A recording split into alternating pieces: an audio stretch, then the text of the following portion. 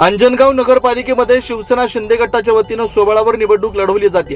ही निवडणूक अतिशय चुरशीची झाली आहे। आता शिवसेना शिंदे गटाच्या नगराध्यक्ष पदाचे उमेदवार व सर्व नगरसेवकांच्या प्रचारार्थ शिवसेना नेते उपमुख्यमंत्री एकनाथ शिंदे यांची उद्या भव्य सभा अंजनगावला पार पडणार आहे। तर या सभेला जास्तीत जास्त शिवसैनिकांनी उपस्थित राहण्याचं आवाहन शिवसेना नेते कॅप्टन अभिजित अडसूळ यांनी केलं।